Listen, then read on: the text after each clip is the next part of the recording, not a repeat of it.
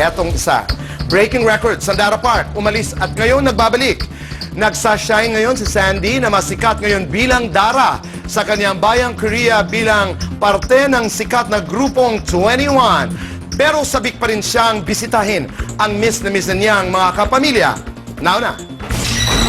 No one can stop her, rain or shine. 21 star na si Dara Park, balik Pilipinas na. Minahal natin siya during her Star Circle Quest days here in the Philippines. At ngayon, ang tinaguriang pambansang krung-krung ng Pilipinas na si Sandara Park, muli nating makakasama. Kanina, dumating na si Sandara, also known as Dara from the girl band ng Korea na 21. Magaling pa ako magtagalog. Sobrang saya ko na na-miss ko sobrang Pilipinas.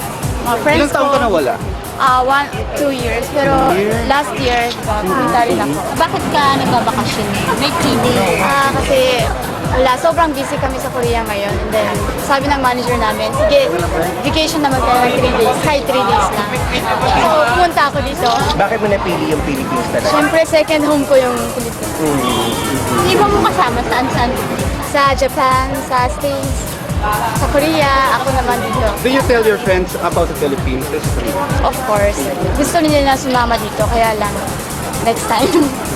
Wala ba kayong pumunta rito sa group? Meron. Ayan. Invite nyo naman kami. Kahit sikat na si Dara sa Korea, hindi pa rin naman niya nakakalimutan ang Pilipinas na very special sa puso niya. Happy. Parang naalala ko yung SQ days ko.